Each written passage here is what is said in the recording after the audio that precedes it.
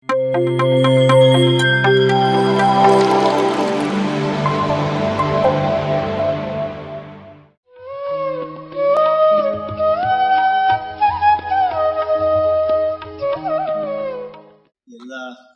ನೆರೆದಿರ್ತಕ್ಕಂಥ ಎಲ್ಲ ಆತ್ಮಬಂಧುಗಳು, ನನ್ನ ಹೃದಯಪೂರ್ವಕ ನಮಸ್ಕಾರಗಳು.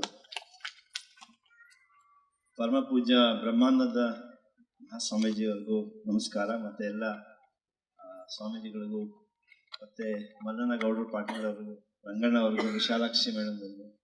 ಸೊ ಇಲ್ಲಿ ಈ ಕಾರ್ಯಕ್ರಮಕ್ಕೆ ಕೈ ಜೋಡಿಸಿದಂಥ ಎಲ್ಲ ಮಹಾ ಮಾಸ್ಟರ್ಸ್ಗಳಿಗೂ ವಂದಿಸುತ್ತಾ ಜೋರಾಗಿ ಚಪ್ಪಾಳೆಯನ್ನು ನಾವೆಲ್ಲ ಸ್ನೇಹಿತರೆ, ಇಷ್ಟೆಲ್ಲ ಘಟಾನುಘಟಿಗಳು ಮಾತಾಡಿದ್ಮೇಲೆ ನಮ್ದು ಏನೇನು ಉಳಿದಿದೆ ಅಂತ ನಾನು ಯೋಚನೆ ಮಾಡ್ತಾ ಇದ್ದೀನಿ ಮಾತಾಡೋದು. ಯಾಕಂದ್ರೆ ಮೊದಲನೇದಾಗಿ ತುಂಬಾ ಆನಂದವಾದ ಒಂದು ಸನ್ನಿವೇಶ ಮತ್ತು ಸ್ಥಿತಿ ಒಂದು ಸೃಷ್ಟಿಯಾಗಿದೆ. ಈಗ ಇಷ್ಟೆಲ್ಲ ಮಾಸ್ಟರ್ಸ್, ನೀವುಗಳು ಧ್ಯಾನ ಸಾಧನೆ ಮಾಡುವಂಥವರೆಲ್ಲ ಇಲ್ಲಿ ಬಂದು ಕೂತಿದ್ದೀರಾ ಅಂತ ಹೇಳಿದ್ರೆ ಅದೇ ಒಂದು ಅದ್ಭುತವಾದ ಒಂದು ಪ್ರದೇಶ ಸೃಷ್ಟಿಯಾಗಿದೆ, ಅದ್ಭುತ ಒಂದು ಶಕ್ತಿಯ ಸೃಷ್ಟಿಯಾಗಿದೆ ಅಂತ ನಾನು ಹೇಳಲಿಕ್ಕೆ ಇಷ್ಟಪಡ್ತೀನಿ. ಸೊ ಸ್ನೇಹಿತರೆ, ಈಗಾಗಲೇ ಸ್ವಾಮೀಜಿಯವರೊಬ್ರು ಹೇಳಿದ್ರು, ಎಲ್ಲದಕ್ಕಿಂತ ಭಾರವಾಗಿರುವಂಥದ್ದು ಯಾವುದು ಅಂದ್ರೆ ನಮ್ಮ ಮನಸ್ಸಂತ. ಎಲ್ಲದಕ್ಕಿಂತ ಭಾರವಾಗಿರುವಂಥ ವಸ್ತು ಯಾವುದು? ನಮ್ಮ ಮನಸ್ಸು. ದೇಹ ಭಾರ ಅಲ್ಲ, ದೇಹ ಭಾರ ಅಲ್ಲ, ಮನಸ್ಸು ಭಾರ. ಈಗ ಒಂದು ಪ್ರಯೋಗ ಮಾಡೋಣ. ಈಗ ಶಂಕರಟ್ಟಿ ಗ್ರಾಮದಿಂದ ಎಷ್ಟು ಜನ ಬಂದಿದ್ದೀರಾ? ಶಂಕರಟ್ಟಿ ಗ್ರಾಮದಿಂದ, ಈ ಗ್ರಾಮದಿಂದ ಬಂದಿರೋ ಎಷ್ಟು ಜನ ಇದ್ದೀರಾ? ಓಕೆ. ಬೆಳಗಾವಿಯಿಂದ ಎಷ್ಟು ಜನ ಬಂದಿದ್ದೀರಾ? ಬೆಳಗಾವಿ ಜಿಲ್ಲೆಯಿಂದ ಎಷ್ಟು ಜನ ಇದ್ದೀರಾ? ಎಷ್ಟೊತ್ತಾಯ್ತು ಎತ್ತಕ್ಕ ಕೈ? ಎಷ್ಟೊತ್ತಾಯ್ತು? ಬೆಳಗಾವಿ ಜಿಲ್ಲೆಯಿಂದ ಎಷ್ಟು ಜನ ಬಂದಿದ್ದೀರಾ? ಓಕೆ. ಬೆಳಗಾವಿ ಜಿಲ್ಲೆಯಿಂದ ಹೊರಗಿಂದ ಎಷ್ಟು ಜನ ಬಂದಿದ್ದೀರಾ? ಬೇರೆ ಜಿಲ್ಲೆಯಿಂದ. ಓ, ಮತ್ತೆ ಯಾಕೆ ಎರಡೂ ಡಬಲ್ ಎತ್ತಾ ಇದ್ದಂಗಿದ್ದೀರಾ ಸ್ವಲ್ಪ ಜನ? ಓಕೆ. ಸೊ ಸ್ನೇಹಿತರೆ, ಏನು ವಿಷಯ ಅಂದ್ರೆ, ನಾವು ಪ್ರಶ್ನೆ ಕೇಳಿದ ತಕ್ಷಣ ಕೈ ಎಷ್ಟು ಜನ ಎತ್ತಕ್ಕಾಯ್ತು, ಪ್ರಶ್ನೆ ಕೇಳಿ ಆಮೇಲೆ ಯೋಚನೆ ಮಾಡಿ ಕೈ ಎತ್ತಿದ ಜನ ಎಷ್ಟಾಯ್ತು, ಆಮೇಲೆ ಎತ್ತಲೋ ಬೇಡುವ ಅಂತ ಯೋಚನೆ ಮಾಡಿ ಕೈ ಎತ್ತಿದ ಜನ ಎಷ್ಟು? ಈ ಕೈ ಮೇಲೆ ಹೋಗ್ಬೇಕು ಅಂತ ಹೇಳಿದ್ರೆ ಕೈ ಏನು ಭಾರ ಇಲ್ಲ, ಅರ್ಥ ಆಯ್ತಲ್ಲ? ಕೈ ಎಷ್ಟೊತ್ತಿಗೆ ಟಕ್ಕಂತ ಎದ್ದಳತ್ತೆ ಕೈ. ಬಟ್ ಆ ಕೈ ಎತ್ತೋದಕ್ಕೆ ಭಾರ ಇರೋದೇನು ಅಂದ್ರೆ, ನಾವು ಜರುಗಿಸ್ಬೇಕಾಗಿರೋದು ಮನಸ್ಸನ್ನ ಬದಲು. ಈ ಮನಸ್ಸು ಅನ್ನೋದು, ಈ ಗುರು ತತ್ವ ಅನ್ನೋದು, ಗುರು ಅನ್ನೋದು ಎಲ್ಲದಕ್ಕಿಂತ ಭಾರ ಅಂತ ನಾವು ಹೇಳ್ತೀವಿ. ಅದಕ್ಕಿಂತ ಭಾರ ಅನ್ನೋದು ನನ್ನ ಪ್ರಕಾರ ಈ ಮನಸ್ಸು. ಈ ಮನಸ್ಸನ್ನ ಕರಗಿಸ್ಕೊಂಡ್ರೆ ಈ ದೇಹ ಏನೂ ಇಲ್ಲ. ಚಿಟ್ಟೆ ತರ ಹಾರ್ಬೋದು, ಅಕ್ಕಿ ತರ ನಾವು ಎಲ್ಲಿ ಬೇಕಾದ್ರೂ ಓಡಾಡ್ಬೋದು, ಅಷ್ಟೇ ಹೊರತು ಈ ಮನಸ್ಸನ್ನ ಭಾರವನ್ನ ಇಟ್ಕೊಂಡು ನಾವು ಓಡಾಡ್ತಾ ಇರ್ತೀವಲ್ಲ, ಅದಕ್ಕೆ ನಮ್ಮ ಮನುಷ್ಯನ ಕುಲಕ್ಕೆ, ಮನುಷ್ಯನ ಜಾತಿಗೆ ಎಲ್ಲ ತರ ರೋಗ, ಮಾನಸಿಕ, ದೈಹಿಕ ಮತ್ತೆ ಸಂಬಂಧಿಕ, ಆಧ್ಯಾತ್ಮಿಕ ಎಲ್ಲ ತರ ರೋಗಗಳಿಗೂ ಕಾರಣ ಏನಪ್ಪಾ ಅಂತ ಹೇಳಿದ್ರೆ, ನಾವು ಇಟ್ಕೊಂಡಿರುವಂತ ಭಾರವಾದ ಮನಸ್ಸಿನಿಂದ ನಾವು ನರಳುತ್ತಾ ಇದೆ ಮನುಷ್ಯನ ಒಂದು ಜನ್ಮ ಅಂತ ಹೇಳ್ಬೋದು. ತಿಳಿದವರು ಮುಂಚೆ ಪುರಂದರದಾಸರು ಹೇಳಿದ್ದಾರೆ, ಮಾನವ ಜನ್ಮ ಅತಿ ದೊಡ್ಡದು, ಅದನ್ನು ಕಳೆಯಬೇಡಿ ಹುಚ್ಚಪ್ಪರಿಗಳ ಅಂತ ಹೇಳಿದ್ದಾರೆ. ಸೊ ಇವತ್ತಿನ ಹೊಸ ಯುಗದ ಮಾಸ್ಟರ್ ಬಂದಿರೋದೇನಪ್ಪಾ ಅಂದ್ರೆ, ಪತ್ರಿಜಿಯವರು ಮಾನವ ಜನ್ಮ ವಿಶ್ವ ಮಾನವನಾಗುವ ಒಂದು ಅವಕಾಶ, ಅದನ್ನ ಕಳಿಬೇಡ್ರು ಅಂತ ಹೇಳಿದ್ದಾರೆ ಪತ್ರಿಜಿಯವರು.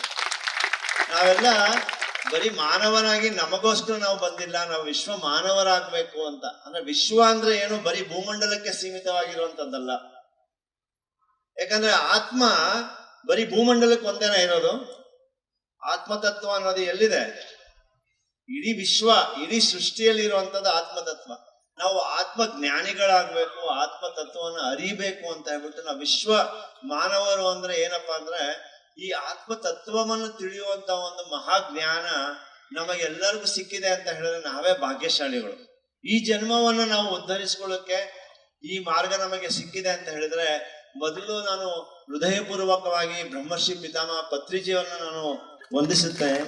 ಯಾಕಂದ್ರೆ ನನ್ನ ಈ ಜನ್ಮ ನಾನು ಉದ್ಧಾರ ಮಾಡ್ಕೊಳ್ಳಿಕ್ಕೆ ನನಗೆ ಮುಖ್ಯವಾದ ಕಾರಣ ಆಗಿದ್ದಂದ್ರೆ ನನ್ನ ಪತ್ರಿಜಿಯವರನ್ನ ಭೇಟಿ ಮಾಡಿದಾಗಿಂದ 2009ನೇ ಇಸ್ವಿಯಲ್ಲಿ ಅದುವರೆಗೂ ನಾನು ನನ್ನ ವ್ಯಾವಹಾರಿಕ ಜೀವನ, ಸಾಂಸಾರಿಕ ಜೀವನ ಇದನ್ನ ನಡ್ಸ್ಕೊಂಡು ಹೋಗ್ತಾ ಹೋಗ್ತಾ ಒಂದು ಸೀಮಿತವಾದ ಜೀವನವನ್ನು ನಾನು ನಡ್ಸ್ಕೊಂಡು ಬರ್ತಾ ಇದ್ದೆ. ಅಫ್ಕೋರ್ಸ್ ನಾನು ಬಿಸ್ನೆಸ್ ಅಲ್ಲಿ ನಾನು ಎತ್ತಿದ ಕೈ ಅಂತ ಹೇಳ್ಬೋದು, ಸಂಸಾರದಲ್ಲಿ ಎತ್ತಿದ ಕೈ ಅಂತ ಹೇಳ್ಬೋದು. ಬಟ್ ಎಲ್ಲೆಲ್ಲಿ ನಮಗೆ ಇನ್ನು ಬೇಕು ಬೇಕು ಬೇಕು ಇನ್ನು ಸಾಲದು ಸಾಲದು ಸಾಲದು ಅಂತ ಹೇಳ್ತೀವಲ್ಲ, ಅದೇ ನರಕದ ಜೀವನ. ನನಗೆ ಸಾಕಷ್ಟಿದೆ, ನಮಗೆ ಸಂತೃಪ್ತಿ ಇದೆ, ತೃಪ್ತತೆ ನಮಗೆ ಬಂದಿದೆ, ಆನಂದಮಯ ಸ್ಥಿತಿ ಬಂದಿದೆ. ಯಾರು ಇರ್ಲಿ ಇಲ್ದೇ ಇರಲಿ ನಾನು ಖುಷಿಯಾಗಿರ್ತೀನಿ, ಸಂತೋಷವಾಗಿ ಒಂದು ಆ ಸ್ಥಿತಿಯನ್ನು ಹೊಂದ್ಕೊಂಡಿದ್ದೀನಿ ಅಂದ್ರೆ ಅಲ್ಲೇ ಸ್ವರ್ಗದ ನಿರ್ಮಾಣ ಮಾಡ್ಕೊಂಡಿದ್ದೀನಿ ಅಂತ. ಸೊ ಸ್ವರ್ಗ ಮತ್ತೆ ನರಕದ ನಿರ್ಮಾಣಕ್ಕೆ ಒಂದೇ ಒಂದು ಗೆರೆ ಅಷ್ಟೇ. ಒಂದು ಜ್ಞಾನ ಇರೋದು, ಒಂದು ಅಜ್ಞಾನದಲ್ಲಿ ಇರೋದು ಅಂತ. ಯಾವಾಗ ಜ್ಞಾನ ಅನ್ನೋದು ನಮಗೆ ಸಿಗುತ್ತೋ, ಲಭಿಸುತ್ತೋ, ಆ ಕ್ಷಣವೇ ಸ್ವರ್ಗದ ಸೃಷ್ಟಿ, ಸ್ವರ್ಗದ ಅನುಭವ ನಾವು ಪಡ್ಕೊಂಡು ನಮ್ಮ ಜೀವನವನ್ನ ನಡ್ಸ್ಕೊಂಡು ಹೋಗ್ತಾ ಇದೀವಿ ಅಂತ.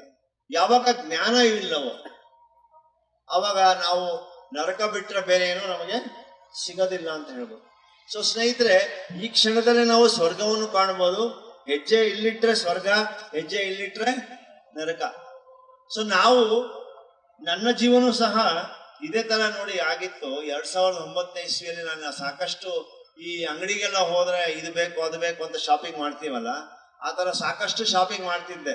ಬೇರೆ ಬೇರೆ, ಈಗ ಶ್ರೀನಿವಾಸ್ ಸರ್ ಹೇಳಿದ್ರು, ಸಿದ್ಧ ಸಮಾಧಿ ಯೋಗದಿಂದ ನಾನು ಒಂದು ಪಾದಾರ್ಪಣೆ ಮಾಡಿ ಆಧ್ಯಾತ್ಮಿಕ ಜೀವನ ಏನು ಅನ್ನೋದು ಒಂದು ಸ್ವಲ್ಪ ಅರಿವು ಮೂಡಿದ್ದು ನನಗೆ ಸಿದ್ಧ ಸಮಾಧಿ ಯೋಗದಿಂದ. ಒಂದು 1996ನೇ ಇಸ್ವಿಯಲ್ಲಿ ನಾನು ಅದನ್ನು ಕೋರ್ಸ್ನ ಮಾಡಿಕೊಂಡೆ. ತದನಂತರ ನಾನು ಬೇರೆ ಬೇರೆ ಪಾಶ್ಚಾತ್ಯ ದೇಶದ ಕೋರ್ಸ್ಗಳನ್ನ ಮಾಡಿಕೊಂಡೆ. ಸಿಲ್ವಾ ಮೈಂಡ್ ಕಂಟ್ರೋಲ್ ಅಂತ ಹೇಳ್ಬೋದು, ರೇಖಿ ಅಂತ ಹೇಳ್ಬೋದು, ಹಿಪ್ನೋಸಿಸ್ ಅನ್ಬೋದು, ಈ ವಶೀಕರಣ ಮಾಡುವಂಥ ವಿದ್ಯೆಗಳು, ಸಾಕಷ್ಟು ಬೇರೆ ಬೇರೆ ಬೇರೆ ಬೇರೆ. ಏನಂದ್ರೆ ಈ ಎಲ್ಲರೂ ಮನೋರಂಜನೆ ಬೇಕಲ್ಲ ಮನುಷ್ಯನಿಗೆ. ಸೊ ಮನೋರಂಜನೆ ಬೇಕು ಅಂತ ಹೇಳಿದ್ರೆ ಏನೇನೋ ಕಲಿಬೇಕು ಅಂತ ಅನಿಸ್ತಾ ಇರುತ್ತೆ. ಬಟ್ ನನಗೆ 2009ನೇ ಇಸ್ವಿಯಲ್ಲಿ ನನಗೆ ಪತ್ರಿಜಿಯವ್ರನ್ನ ಭೇಟಿ ಮಾಡಿದ್ಮೇಲೆ ನನ್ಗೆ ಗೊತ್ತಾಗಿದ್ದೇನೆಂದ್ರೆ, ಎಲ್ಲದಕ್ಕೂ ಮೂಲವಾಗಿರುವಂಥದ್ದು ನಾನು ಆತ್ಮ ಪದಾರ್ಥ, ನಾನು ಒಂದು ಆತ್ಮ ಜೀವಿ ಅನ್ನೋದು ತಿಳ್ಕೊಳ್ಳುವಂಥದ್ದು ಎಲ್ಲದಕ್ಕಿಂತ ಮೂಲವಾದದ್ದು. ಧ್ಯಾನ ಅದಕ್ಕೆ ಅಡಪಾಯಿ ಇಲ್ಲ ಫೌಂಡೇಶನ್ ಅಂತ ಹೇಳ್ಬೋದು. ಧ್ಯಾನ ಅಂದ್ರೆ ಏನು, ನಾನು ಅದನ್ನು ಅರಿವು ಮಾಡಿಕೊಂಡಾಗ ನಾನು ಧ್ಯಾನ ಸ್ಥಿತಿಗೆ ಸೇರ್ಕೊಂಡಿದ್ದೀನಿ ಅಂತ ಅರ್ಥ. ಸೊ ನನಗೆ ಸಿಕ್ಕಿದ್ದು ಒಂದು ಅಮೃತ ಫಲ ಅಂತ ಹೇಳಿದ್ರೆ ಸ್ನೇಹಿತರೆ, ಧ್ಯಾನದ ಒಂದು ಜ್ಞಾನ ಪತ್ರಿಜಿಯವರ ಈ PSSM ಮೂಲಕ ನನಗೆ ಸಿಕ್ಕಿತ್ತು. ಮತ್ತೆ 2009-10ನೇ ಇಸ್ವಿಯಿಂದ ನಾನು ಸತತವಾಗಿ ಈ ಧ್ಯಾನ ಅಭ್ಯಾಸ ಮಾಡಿ ಧ್ಯಾನ ಪ್ರಚಾರಕ್ಕೆ ನನಗೆ ಪ್ರೇರಣೆ ಕೊಟ್ಟಂತವರು ಪತ್ರಿಜಿಯವರು.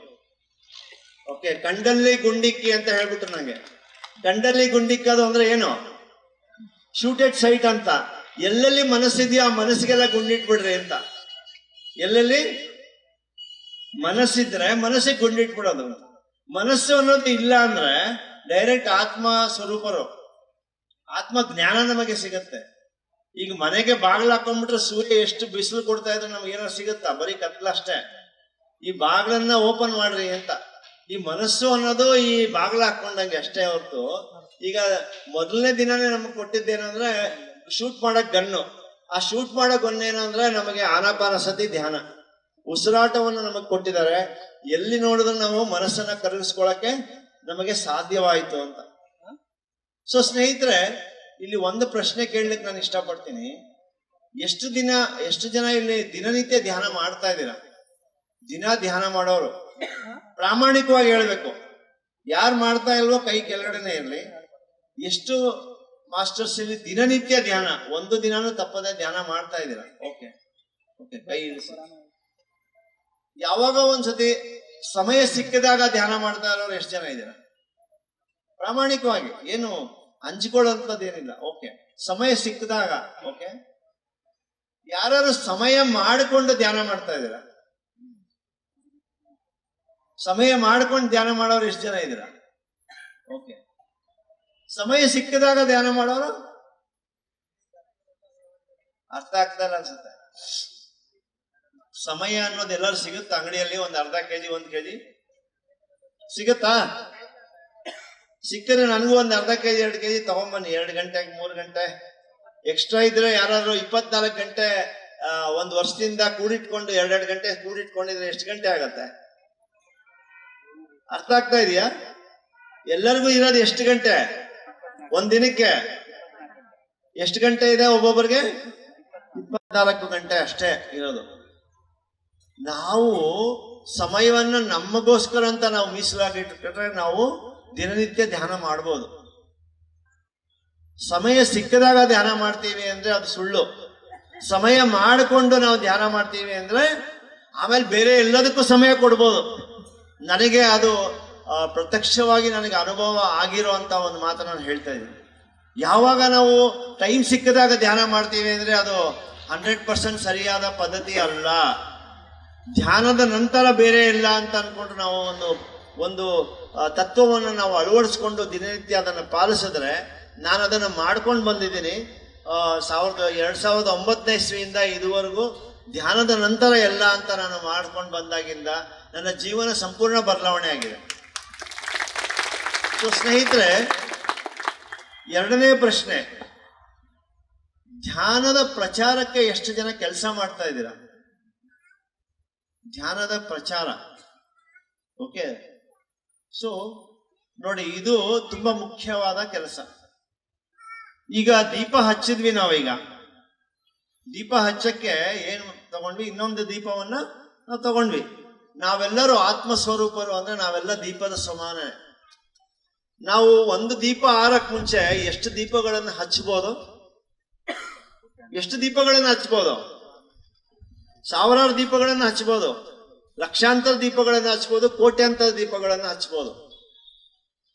ಆ ದೀಪ ಒಂದು ದೀಪದಿಂದ ಇನ್ನೊಂದು ದೀಪ ಹಚ್ಚಿದ ಮೇಲೆ ಯಾವ ದೀಪ ಮೊದಲು ಬಂತು ಅಂತ ಯಾರು ಹೇಳ್ಬೋದಾ? ಈ ದೀಪಕ್ಕೂ ಆ ದೀಪಕ್ಕೂ ಏನಾದ್ರು ವ್ಯತ್ಯಾಸ ಕಾಣ್ತೀವ? ಅರ್ಥ ಆಗ್ತಾ ಇದೆಯಾ ಹೇಳ್ತಾ ಇರೋದು? ಈ ಆತ್ಮದ ಜ್ಞಾನದ ದೀಪವನ್ನು ನಾವು ಹಚ್ಚಿದರೆ ನಮ್ಮಲ್ಲೂ ನೀನೇ, ನಿಮ್ಮಲ್ಲೂ ನಾನೇ. ನಿಮ್ಮಲ್ಲಿ ನಾನು, ನಮ್ಮಲ್ಲಿ ನೀವು. ಈ ವ್ಯತ್ಯಾಸ ಏನಾದ್ರು ಇದೆಯಾ? ಈ ಜ್ಞಾನ ನನಗೆ ಸಿಕ್ಕಿದೆ, ನಮಗೆ ಈ ಅಮೃತ ಸಿಗ್ತಾ ಇದೆ. ಈ ಜ್ಞಾನವನ್ನ ಹಚ್ಚಲಿಕ್ಕೆ, ಈ ಧ್ಯಾನವನ್ನ ಹಂಚಲಿಕ್ಕೆ, ಈ ದೀಪವನ್ನ ಬೆಳಗ್ಲಿಕ್ಕೆ ನಾವೆಲ್ಲರೂ ಕೆಲಸ ಮಾಡೋಣ. ಸ್ನೇಹಿತರೆ, ಎಷ್ಟು ಜನ ರೆಡಿ ಇದ್ದೀರಾ? ಎಲ್ಲರೂ ರೆಡಿ ಇದ್ದೀರಾ? ಜೋರಾಗಿ ಚಪ್ಪಾಳೆ. ಇದು ತುಂಬಾ ತುಂಬಾ ತುಂಬಾ ಮುಖ್ಯವಾದ ಒಂದು ತತ್ವ ಸ್ನೇಹಿತರೆ. ಈ ಕಾಲದ, ಈ ಯುಗದ, ಮಂಜುನಾಥ್ ಸರ್ ಆಲ್ರೆಡಿ ಹೇಳಿದ್ರು, ಮನುಷ್ಯನನ್ನು ಎಂತ ವಿಶಿಷ್ಟ ಪ್ರಾಣಿ ಅಂದ್ರೆ ಬೇರೆ ಪ್ರಾಣಿಗಳಿಗಿನ ವಿಶಿಷ್ಟ. ಈಗ ಹೇಳಿದ್ನಲ್ಲ, ಈ ಕ್ಷಣದಲ್ಲಿ ಸ್ವರ್ಗದಲ್ಲಿರ್ತಾನೆ, ಮತ್ತೆ ನರಕದಲ್ಲಿ ಬರಲ್ಲ ಅನ್ನೋ ಗ್ಯಾರಂಟಿ ಇಲ್ಲ. ಮತ್ತೆ 100% ಗ್ಯಾರಂಟಿ ಅದು ಅಂತ. ಗ್ಯಾರಂಟಿ ಇಲ್ಲ ಅಂದ್ರೆ 100% ಗ್ಯಾರಂಟಿ ಮತ್ತೆ ನರಕಕ್ಕೆ ಬರ್ತಾರೆ ಅಂತ. ಊಟ ಮುಗೀತು, ಹೊಟ್ಟೆ ತುಂಬೋಗಿದೆಯಪ್ಪ, ಹೇಗ್ ಬಂತು, ತೃಪ್ತಿ ಆಯ್ತು ಅಂತ ಹೇಳಿದ ತಕ್ಷಣ ಏನ್ ಮುಗಿದಾಯ್ತಾ ಈ ಜನ್ಮಕ್ಕೆ ಊಟ? ಮತ್ತೆ ಸಂಜೆ, ಅಯ್ಯೋ ಇನ್ನೇನು ಈ ಊಟ ಮುಗಿದ್ ನೋಡು, ಈ ಜನ್ಮ ಪಾವನ ಆಯ್ತು ಅಂತೀವಿ. ಮತ್ತೆ ಸಂಜೆ ಆದ್ರೆ ಏನ್ ಅಡಿಗೆ ಮಾಡ್ಲಿ, ಏನ್ರಿ ಮಾಡ್ಲಿ ಅಡಿಗೆ ಅಂತ ಕೇಳ್ತಾರೆ. ಸ್ವಲ್ಪ ಸಂಡಿಗೆ ಮಾಡ್ಬಿಡಿ, ಸ್ವಲ್ಪ ಉಪ್ಪಿನಕಾಯಿ ಬೇಕು, ಒಂದ್ ಸ್ವಲ್ಪ ರುಚಿಯಾಗಿರೋಂತ ಒಂದು ಮಿರ್ಚಿ ಬಜ್ಜಿ ಕೊಡ್ರಿ ಅಂತ ಹೇಳ್ತೀರಾ. ಮತ್ತೆ ಮುಂಜಾನೆ ಆದ್ರೆ ಮತ್ತೆ ಕೇಳ್ತೀರಾ. ಸೊ ಈ ತರ ಸ್ನೇಹಿತರೆ, ಒಂದು ಸತಿ ಮುಗಿದ್ರೆ ಇನ್ನೊಂದ್ ಸತಿ ಬರಲ್ಲ ಅಂತ ಏನು ಗ್ಯಾರಂಟಿ ಇಲ್ಲ. ಮನುಷ್ಯನು ತಮ್ಮ ನರಕ ಮತ್ತೆ ಸ್ವರ್ಗವನ್ನು ತಾನೇ ಸೃಷ್ಟಿ ಮಾಡ್ಕೊಳ್ತಾ ಇದ್ದಾರೆ. ಬೇರೆ ಪ್ರಾಣಿಗಳು ಆ ತರ ಅಲ್ಲ. ಈ ಇಡೀ ವಿಶ್ವದಲ್ಲಿ ಏನೇನಿದೆಯೋ, ಏನೇ ಮೇಲು ಕೆಳಗಡೆ ಆಗ್ತಾ ಇದ್ರು ಸಹ ಯಾವುದಕ್ಕೂ ಅದು ಕಾಯೋದಿಲ್ಲ. ಒಂದೇ ನೈಸರ್ಗಿಕ ಒಂದು ಕೋಣದಲ್ಲಿ ಅದು ಹೋಗ್ತಾ ಇದೆ. ಈಗ ಯಾವ ತರ ಒಂದು 10 ಕೋಟಿ ಜನ ಇಲ್ಲಿ ಸತ್ರುನು ಸೂರ್ಯ ಯಾವ ತರ ಮುಂದಿನ ದಿನ ಬೆಳಗ್ತಾನೋ, ಈ ಎಷ್ಟೇ ಒಂದು ಮಹಾ ಚಂಡಮಾರುತಗಳು ಬಂದ್ರೂ ಸಹ ಹಕ್ಕಿಗಳು ಹಾರ್ಕೊಂಡು ಬೆಳಿಗ್ಗೆ ಆ ಊಟವನ್ನು ಹುಡುಕುತ್ತೋ, ಆ ಥರ ಮನುಷ್ಯರಲ್ಲ. ನಾವೇನ್ ಮಾಡ್ತೀವಿ, ಒಂದೊಂದು ನಿಮಿಷಕ್ಕೂ ನಾವು ಬಟ್ಟೆ ಬದಲಾಯಿಸ್ದಂಗೆ ಮನಸ್ಸು ಬದಲಾಯಿಸ್ತಾ ಇರ್ತೀವಿ. ಅದಕ್ಕೇನೆ ನಮ್ಮ ರೋಗಗಳಿಗೂ ನಾವೇ ಕಾರಣರು, ಮತ್ತೆ ನಮ್ಮ ಸುಖಗಳಿಗೂ ನಾವೇ ಕಾರಣರು. ಇಲ್ಲಿ ಒತ್ತಡಗಳನ್ನು ಸೃಷ್ಟಿ ಮಾಡ್ಕೊಳ್ಳೋಂತ ಒಂದು ಮಹಾ ಫ್ಯಾಕ್ಟ್ರಿ ಆಗೋಗಿದೆ ಮಾನವ ಜನ್ಮ. ಲಕ್ಷಾಂತರ ಆಸ್ಪತ್ರೆಗಳ ಸೃಷ್ಟಿ ಆಗ್ತಾ ಇದೆ, ಪೊಲೀಸ್ ಠಾಣೆಗಳು ಸೃಷ್ಟಿ ಆಗ್ತಾ ಇದೆ, ಇನ್ಶೂರೆನ್ಸ್ ಕಂಪ್ನಿಗಳು ಸೃಷ್ಟಿ ಆಗ್ತಾ ಇದೆ, ಮತ್ತೆ ವಿಶ್ವ ಮಟ್ಟದಲ್ಲಿ ಆತಂಕ ಸೃಷ್ಟಿ ಮಾಡುವಂತ ಎಲ್ಲ ಆತಂಕವಾದಿಗಳು ಸೃಷ್ಟಿ ಆಗ್ತಾ ಇದ್ದಾರೆ. ಸೊ ನಮಗೆ ಏನ್ ಬೇಕೀಗ? ಧ್ಯಾನ ಪ್ರಚಾರಕರು ಬೇಕು. ನಾವೆಲ್ಲ ಸಿದ್ಧರಿದ್ದೀವಾ? ಸೊ ಸ್ನೇಹಿತರೆ, ನಾನು ಇಲ್ಲಿ ಈ ವೇದಿಕೆ ಮೂಲಕ ನಾನು ಕೇಳಿಕೊಳ್ಳೋದೇನು ಅಂದ್ರೆ, ಒಂದೇ ಒಂದು ನಿಮ್ಮಿಂದ ನಾನು ಕೇಳ್ಕೊಳ್ತಾ ಇದ್ದೀನಿ, ನಿಮ್ಮ ಸಂಕಲ್ಪ ಆಗಲಿ ಜೀವನದ ಸಂಕಲ್ಪ ಅಂತ ನಾನು ಹೇಳ್ತೀನಿ. ಹೆಚ್ಚಿಗೆ ಮಾಡೋದು ಬೇಡ. 365 ದಿನಕ್ಕೆ 365 ಮಾಸ್ಟರ್ಗಳನ್ನ ಸೃಷ್ಟಿ ನಾವು ಒಬ್ಬೊಬ್ರು ಮಾಡ್ಬೋದಾ? ಅಂದ್ರೆ ಪ್ರತಿ ದಿನಕ್ಕೆ ಒಂದಂತೆ ಒಬ್ಬರಿಗೆ ಧ್ಯಾನ ನಾವು ಹೇಳ್ಕೊಡ್ಬೇಕು. ನಮ್ಮ ಪದ್ಧತಿಯಲ್ಲಿ ಏನಿದೆ ಭಾರತ ಸಂಸ್ಕೃತಿಯಲ್ಲಿ ಅಂದ್ರೆ, ನಾವು ಊಟ ಮಾಡಕ್ ಮುಂಚೆ ಇನ್ನೊಬ್ಬರಿಗೆ ನೀಡಿ ತಿನ್ನುವಂತ ಒಂದು ಅಭ್ಯಾಸ, ಹೌದಾ ಇಲ್ವಾ? ಸೊ ಇನ್ನೊಬ್ಬರಿಗೆ ಜ್ಞಾನವನ್ನ ನೀಡಿ ನಾನು ಇವತ್ತಿನ ದಿನ ಮುಗಿಸ್ತೀನಿ ಅಂತ ಒಂದು ಸಂಕಲ್ಪ ನಾವು ಮಾಡ್ಕೊಳ್ಳೋಣ. ಎಷ್ಟು ಜನ ರೆಡಿ ಇದ್ದೀರಾ? ಇನ್ನೂ ಸ್ವಲ್ಪ ಅಂಜಿಕೆ ಇದೆ. ಯಾವ ತರ ಅಂತಾನೆ ಹೇಳ್ತೀನಿ.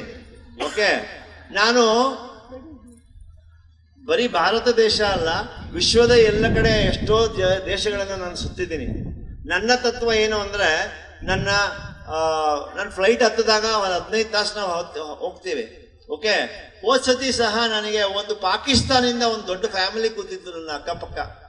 ಅಮೆರಿಕಾಯಿಂದ ವಾಪಸ್ ಬರ್ಬೇಕಾದ್ರೆ ದುಬೈ ಮೂಲಕವಾಗಿ ಅವರೆಲ್ಲ ದುಬೈಯಲ್ಲಿ ಇಳ್ಕೊಂಡ್ರು. ಓಕೆ, ಅಲ್ಲಿ ಇದ್ದಿದ್ದಾಗ ಅವರೊಬ್ಬ ಮಹಾನ್ ವ್ಯಕ್ತಿ ನ್ಯೂಯಾರ್ಕ್ ಅಲ್ಲಿ ಇರೋರವರು. ಅವ್ರಿಗೆ ಮಾತಾಡ್ತಾ ಧ್ಯಾನಕ್ಕೆ ಕೇಳ್ಕೊಂಡ್ಬಂದು ಧ್ಯಾನ ಮಾಡಿಸಿ ಆಮೇಲೆ ಕೆಳಗಡೆ ಇಳಿದ್ರು. ಅವರು ಎಂಥವರು ಅಂತ ಹೇಳಿದ್ರೆ, ಒಬ್ಬ ಮಹಾನ್ ಮೇಧಾವಿಗಳಲ್ಲಿ ನ್ಯೂಯಾರ್ಕ್ ಅಲ್ಲಿ ಒಂದು ದೊಡ್ಡ ಸಮುದಾಯ ಇದೆ ಅವ್ರದ್ದು. ಈ ಪೊಲಿಟಿಕಲ್ ಲಿಂಕ್ ಇದೆ, ಕ್ರಿಕೆಟ್ ಅಲ್ಲಿ ಲಿಂಕ್ ಇದೆ, ದೊಡ್ಡ ಕಾರ್ಯಕ್ರಮಗಳ ಆರ್ಗನೈಸ್ ಮಾಡ್ತಾರೆ. ಮತ್ತು ಕಡೆಗೆ ಅವ್ರು ಏನ್ ಬಂತು ಅಂತ ಹೇಳಿದ್ರೆ, ನನಗೆ ಈ ಪ್ರಾಬ್ಲಮ್ ಇದೆ, ಆ ರೋಗ ಇದೆ, ಮತ್ತೆ ಮನಸ್ಸಿಗೆ ಶಾಂತಿ ಇಲ್ಲ, ಈ ಪ್ರಾಬ್ಲಮ್ಮು, ಆ ನಿದ್ದೆ ಬರಲ್ಲ ಅಂತ. ಆಮೇಲೆ ಧ್ಯಾನಕ್ಕೆ ಕೂರ್ಸಿದ ಮೇಲೆ ಅವ್ರು ಹೇಳಿದ್ರು, ನನಗೆ ಎಷ್ಟೋ 100 kg ಭಾರ ಇಳಿಸ್ದಂಗೆ ಆಗ್ತಾ ಇದೆ ನನಗೆ ಅಂತ ಹೇಳಿದ್ರು. ಸ್ನೇಹಿತರೆ, ಆ ಭಾರ ಎಲ್ಲಿದೆ ಅಂದ್ರೆ ಹಿಂಗೆ ನೋಡ್ಕೊಂಡು ನಮ್ಗೆ ಸಿಗಲ್ಲ, ಉಗ್ಗಿರ್ತೀವಿ ಹಿಂಗೆ. ಎಲ್ಲಿದೆ ಭಾರ ಅಂದ್ರೆ ಮನಸ್ಸಿನ ಭಾರ. ಆ ಭಾರ ಇಳಿದ ತಕ್ಷಣ ಧ್ಯಾನ ಮಾಡಿದ್ದ ಒಂದೇ ಸೆಷನಲ್ಲಿ ನಮ್ಮ ಭಾರ ಎಲ್ಲ ಇಳಿಯುತ್ತೆ. ಆ ಭಾರ ಎಲ್ಲಿತ್ತು ಅಂತಾನು ಗೊತ್ತಿಲ್ಲ, ಇಳಿದಿದೆ ಅನ್ನೋದು ಗೊತ್ತಾಗ್ತಾ ಇದೆ ಅಷ್ಟೇ. ಸೊ ನಮ್ಮೆಲ್ಲರ ಆದ್ಯ ಕರ್ತವ್ಯ ಏನು? ಧ್ಯಾನ. ಜೋರಾಗಿ ಬರಲಿ, ಧ್ಯಾನ. ಸೊ ನಮ್ಮ ಶಂಕರಟ್ಟಿಯ ಗ್ರಾಮ ಸುಕ್ಷೇತ್ರವಾಗದೆ ಅಂತಲ್ಲ, ಈ ಇಡೀ ವಿಶ್ವವೇ ಒಂದು ಮಹಾಕ್ಷೇತ್ರವಾಗಬೇಕು. ಅದರ ಒಂದು ಅಮೃತ ಬಿಂದು, ಅಮೃತ ಧಾರ ಇಲ್ಲಿಂದಾನೇ ಶುರು ಆಗಲಿ ಅಂತ. ಎಲ್ಲರೂ ರೆಡಿ ಇದ್ದೀರಾ? ಸೊ ದಿನಕ್ಕೊಂದಂತೆ ನಾನು ಆಟೋ ಹತ್ತಿದ್ರು ಸಹ ಇಳಿಯಕ್ ಮುಂಚೆ ಆಟೋ ಡ್ರೈವರ್ನ ಹೇಳ್ಬಿಟ್ಟು ಇಳಿತೀನಿ, ಧ್ಯಾನ ಮಾಡಪ್ಪ, PMC ಕನ್ನಡ ಚಾನಲ್ನ ಸಬ್ಸ್ಕ್ರೈಬ್ ಮಾಡಿ ಇಳಿಸ್ತೀನಿ. ಟ್ಯಾಕ್ಸಿ ಡ್ರೈವರ್ ಇಳಿದ್ರು ಅಷ್ಟೇ ಸಹ ನಾವು ಧ್ಯಾನವನ್ನ ಹೇಳ್ಕೊಟ್ಟು ಇಳಿಬೋದು. ಈ ತರ ಮಾಡ್ಬೋದಾ ಇಲ್ವಾ? ಎಷ್ಟು ಅವಕಾಶಗಳಿದೆ. ನಮ್ಮ ಕಾಂಟ್ಯಾಕ್ಟ್ ಲಿಸ್ಟ್ ಅಲ್ಲಿ 365 ಕಾಂಟ್ಯಾಕ್ಟ್ ಇಲ್ವಾ ನಿಮ್ಮಲ್ಲಿ? ನಿಮ್ಮ ಮೊಬೈಲ್ ಅಲ್ಲಿ ಕಾಂಟ್ಯಾಕ್ಟ್ ಅಲ್ಲಿ 365 ಜನ ಇಲ್ವಾ? ಇದರ ಇಲ್ವಾ? ಏನ್ ಮಾತು ಬರ್ತಾ ಇಲ್ಲ. ಶಂಕರಟ್ಟಿ ಅವ್ರಿಗೆ ಹೊಟ್ಟೆ ಹಸಿತಾ ಇದೆ ಮೇಡಮ್, ವಿಶಾಲಾಕ್ಷಿ ಮೇಡಮ್ ಹೊಟ್ಟೆ ಹಸಿತಾ ಇದೆ. 365 ಜನ ಇದರ ಇಲ್ವಾ ನಿಮ್ಮ ಫೋನಲ್ಲಿ? ಇದರ ಇಲ್ವಾ? ಏನೂ ಇಲ್ಲ, ವಾಯ್ಸೇ ಇಲ್ಲ. ನೀವು ಹೇಳೋರ್ಗು ಬಿಡಲ್ಲ. ಇದರ ಇಲ್ವಾ? ಏನಿಲ್ಲ, ವಾಯ್ಸು ಸಾಕಾಗಲ್ಲ. ಇದರ ಇಲ್ವಾ? ಸೊ ನಾವೆಲ್ಲ ಏನ್ ಮಾಡಬೇಕು? ಧ್ಯಾನ ಪ್ರಚಾರ ಮಾಡಬೇಕು ಸ್ನೇಹಿತರೆ. ಸೊ ನಮ್ಮೆಲ್ಲರ ಒಂದು ನಮಗೆ ಸಿಕ್ಕಿದಂತ ಅಮೃತ ಫಲ ಬೇರೆಯವ್ರಿಗೂ ಸಿಗಬೇಕು ಅಂತ. ಸೊ ಇದು ಯಾಕೆ ಅಂತ ಹೇಳಿದ್ರೆ, ನಮ್ಮ ಜೀವನ ಉದ್ಧಾರ ಒಂದು, ಮತ್ತೆ ಎಲ್ಲರ ಒಂದು ಮನುಕುಲವನ್ನು ಉದ್ಧಾರ ಆಗಬೇಕು ಅಂತ ಹೇಳಿದ್ರೆ ಅದು ನಮ್ಮ ಭೂಮಂಡಲಕ್ಕೆ ಒಂದು ಶ್ರೇಯ. ಬೇರೆ ಯಾಕಂದ್ರೆ ಪ್ರಕೃತಿ ನಾಶ ಮಾಡಬಾರ್ದು ಅಂದ್ರೆ ಧ್ಯಾನ ಕಲಿಬೇಕು. ಬೇರೆ ಪ್ರಾಣಿ ಪಕ್ಷಿಗಳಿಗನ್ನ ನಾವು ನಾಶ ಮಾಡಬಾರ್ದು ಅಂದ್ರೆ ಧ್ಯಾನ ಬೇಕು, ಅದಕ್ಕೆ ಜ್ಞಾನ ಬೇಕು ಅಂತ ಹೇಳೋದು. ಸೊ ನಾವೆಲ್ಲರೂ, ನನ್ನ ಜೀವನದಲ್ಲೂ ಸಹ ಎಲ್ಲ ಮೊದಲು ಸಮಯ ನಿರ್ವಹಣೆಯನ್ನು ಕಲ್ತ್ಕೊಂಡೆ. ಆಮೇಲೆ ಸಬೂಬುಗಳನ್ನು ನಾವು ಹೇಳೋದು ನಮ್ಮ ಸಂಪೂರ್ಣ ನಿಂತೋಯ್ತು. ಧ್ಯಾನ ಪ್ರಚಾರಕ್ಕೆ ಸಮಯ ಇಲ್ಲ ಅನ್ನೋದು ಏನಿಲ್ಲ. ನಾನು ಸಹ ನಿಮ್ಮ ಥರ ಒಬ್ಬ ವ್ಯವಹಾರಸ್ಥ, ಸಂಸಾರಸ್ಥ. ನಮಗೆ ಮಾಡೋಂಥ ಸಾಕಷ್ಟು ಕೆಲಸಗಳಿದೆ. ಬೆಳಿಗ್ಗೆಯಿಂದ ಸಂಜೆವರೆಗೂ, ಸೋಮವಾರದಿಂದ ಶುಕ್ರವಾರವರೆಗೂ ಪ್ರತಿ ಅರ್ಧ ತಾಸು ನನಗೊಂದು ಮೀಟಿಂಗ್ ಕಾತ್ಕೊಂಡಿರುತ್ತೆ. ಆಮೇಲೆ ಯಾವ ಪ್ರದೇಶದಲ್ಲಿ ಯಾವ ದೇಶದಲ್ಲಿ ಯಾವ ಊರಲ್ಲಿ ಇರ್ತೀನಿ ಅಂತ ಹೇಳಕ್ಕಾಗಲ್ಲ. ಇಲ್ಲಿಂದ ಫುಟ್ಬಾಲಿಂಗ್ ಹೊಡೆದ್ರೆ ನಾ ಬೇರೆ ಯಾವುದೋ ದೇಶಕ್ಕೆ ಹೋಗಿರ್ತೀನಿ, ಇನ್ನೊಂದು ಇಲ್ಲಿಂದ ಫುಟ್ಬಾಲಿಂಗ್ ಹೊಡೆದ್ರೆ ಇನ್ನೊಂದು ಡೆಲ್ಲಿಯಲ್ಲಿ ಇರ್ತೀನಿ. ಸೊ ಎಲ್ಲೆಲ್ಲಿ ಏನು ಮೀಟಿಂಗ್ ಬರುತ್ತೆ ಅಂತ ಹೇಳಕ್ಕಾಗಲ್ಲ. ಯಾವ ಟೈಮಲ್ಲಿ ಊಟ ಮಾಡ್ತೀವಿ, ಯಾವ ಟೈಮಲ್ಲಿ ನಿದ್ದೆ ಮಾಡ್ತೀವಿ ಅಂತಲೂ ಹೇಳಲಿಕ್ಕಾಗಲ್ಲ. 3:30ಗೆ ಎದ್ದು ಫ್ಲೈಟ್ ಹಿಡಿಬೇಕಾಗತ್ತೆ, ರಾತ್ರಿಗೆ 1 ಗಂಟೆಗೆ ಬಂದು ಮತ್ತೆ 6 ಗಂಟೆಗೆ ಇನ್ನೆಲ್ಲೋ ಹೋಗ್ಬೇಕಾಗಿರುತ್ತೆ. ಸೊ ಸ್ನೇಹಿತರೆ, ಯಾವುದೇ ಏನೇ ಮಾಡಿದ್ರು ಸಹ ನಮಗೆ ಸುಸ್ತು ಮತ್ತೆ ಈ ಆಯಾಸ ಮತ್ತೆ ನಿದ್ದೆ ಇಲ್ಲದೆ ಇರೋಂಥದ್ದಾಗೋದು, ಊಟ ಸೇರ್ಲಿಲ್ಲ ಅಂತ ಆಗೋದು, ಇಂಥದ್ದು ಏನೂ ಇಲ್ಲ ಸಮಸ್ಯೆ. ಸ್ವೀಕಾರ ಮನೋಭಾವನೆ ಸಿಕ್ಕಿದೆ, ಸಮಯ ಎಲ್ಲದಕ್ಕೂ ಕೊಡುವಂಥದ್ದಾಗಿದೆ. ಸಂಸಾರಕ್ಕೆ ಸಮಯ ಕೊಡ್ತಾ ಇದೀವಿ, ಸಮಾಜಕ್ಕೆ ಕೊಡ್ತಾ ಇದೀವಿ, ಮತ್ತೆ ವ್ಯವಹಾರಕ್ಕೆ ಕೊಡ್ತಾ ಇದೀವಿ, ಎಲ್ಲರಲ್ಲೂ ಸಿದ್ಧಿ ಸಾಕ್ತಾ ಇದೆ. ಸಾಹಸತನ, ಎಲ್ಲಿ ಬೇಕಾದ್ರೂ ಟ್ರೆಕ್ಕಿಂಗಿಗೆ ಹೋಗ್ತೀವಿ, ಇವೆಲ್ಲ ನಮಗೆ ಸಿಗ್ತಾ ಇದೆ. ಸೊ ಎಲ್ಲ ಪ್ರತಿಯೊಬ್ಬ ಮನುಷ್ಯನೂ ಸಹ ಒಂದು ಸಂಪೂರ್ಣ ಮನುಷ್ಯನಾಗಬೇಕು ಅನ್ನೋದು. ಪತ್ರಿಜಿಯವರು ಏನು ಹೇಳಿದ್ದಾರೆ ಅಂದ್ರೆ, ಎನ್ಲೈಟನ್ಮೆಂಟ್, ಎಂಜಾಯ್ಮೆಂಟ್, ಎಂಟರ್ಟೈನ್ಮೆಂಟ್ ಅಂತ ಎಲ್ಲರನ್ನೂ ಅನುಭವಿಸ್ಬೇಕು ನಾವು. ಸೊ ಇದು ನನಗೆ ಸಿಕ್ಕಿದೆ ಸ್ನೇಹಿತರೆ. ಇಷ್ಟು ಒಂದು ಮಾತುಗಳನ್ನ ನೀವೆಲ್ಲ ಕೂತ್ಕೊಂಡು ತಾಳ್ಮೆಯಿಂದ ಕೇಳಿದ್ದೀರಾ. ಓಕೆ, ಇದಕ್ಕೆ ನಾನು ತುಂಬಾ ಧನ್ಯವಾದವನ್ನ ಅರ್ಪಿಸ್ತೀನಿ. ಮತ್ತೆ ಇನ್ನೊಂದು ಕಡೆಯ ಒಂದು ಕೋರಿಕೆ, ಈ PMC ಕನ್ನಡ ಚಾನಲ್ ಅನ್ನೋದನ್ನ ಎಷ್ಟು ಜನ ಮಾಡಿಲ್ವೋ ಸಬ್ಸ್ಕ್ರೈಬು, ಎಷ್ಟು ಜನ ನೋಡಿಲ್ವೋ, ದಯವಿಟ್ಟು ಈಗಲೇ ನಿಮ್ಮ ಮೊಬೈಲ್ಗಳನ್ನ ಓಪನ್ ಮಾಡಿ ಯೂಟ್ಯೂಬ್ ಅನ್ನ ಆನ್ ಮಾಡಿಬಿಟ್ಟು PMC ಕನ್ನಡ ಚಾನಲ್ ಅನ್ನ ಸಬ್ಸ್ಕ್ರೈಬ್ ಮಾಡಿ ಅಂತ ನಾನು ಈ ಮೂಲಕ ಕೇಳ್ಕೊಳ್ತೀನಿ. ಮತ್ತೆ ನಿಮಗೆ ಕೈಲಾದಂತ ಒಂದು ಧನದ ದೇಣಿಗೆ ನಾನು ಪ್ರತಿ ತಿಂಗಳು ಎಷ್ಟಾಗುತ್ತೋ ಅಷ್ಟು 10 ರೂಪಾಯಿಂದನೂ ನೀವು ಕೊಡ್ಬೋದು. ದಯವಿಟ್ಟು ಅದಕ್ಕೆ ಒಂದು ಹಸ್ತವನ್ನ ಕೊಡಬೇಕು. ಯಾಕಂದ್ರೆ ಎಲ್ಲರಿಗೂ ಧ್ಯಾನ ಸಿಗಬೇಕು. ಕನ್ನಡ ಮಾತಾಡುವಂತ ಎಲ್ಲ ಪ್ರತಿಯೊಬ್ಬ ಮಾಸ್ಟರ್ಗೂ ಧ್ಯಾನ ಸಿಗಬೇಕು ಅಂದ್ರೆ PMC ಕನ್ನಡ ಚಾನಲ್ನ ಉದ್ಧಾರ ತುಂಬಾ ಮುಖ್ಯ. ಮತ್ತೆ ಅದೇ ತರ ನಮ್ಮ ನಾಡಿನ ಒಂದು ಮ್ಯಾಗಝೈನ್ ಆದಂತ ಧ್ಯಾನ ಕಸ್ತೂರಿಯನ್ನು ಸಹ ಎಲ್ಲರನ್ನ ಸಬ್ಸ್ಕ್ರೈಬ್ ಮಾಡಿಸಿ. ಯಾಕಂದ್ರೆ ಧ್ಯಾನದ ಬಗ್ಗೆ, ಅದ್ರ ಬಗ್ಗೆ ಸಾಕಷ್ಟು ಮಾಹಿತಿ, ಅನುಭವಗಳ ಮಾಹಿತಿ ಸಿಗುತ್ತೆ. ಸೊ ಇಷ್ಟು ಹೇಳ್ತಾ ಸಾಕಷ್ಟು ಸಮಯ ನಾನು ತಗೊಂಡಿದ್ದೀನಿ, ದಯವಿಟ್ಟು ಕ್ಷಮೆ ಇರಲಿ. Thank you very much. PMC Kannada channel ಅನ್ನು ಲೈಕ್ ಮಾಡಿ, ಶೇರ್ ಮಾಡಿ, ಸಬ್ಸ್ಕ್ರೈಬ್ ಮಾಡಿ ಮತ್ತು ಮಾಡಿಸಿ. ಎಲ್ಲರಿಗೂ ಧನ್ಯವಾದಗಳು.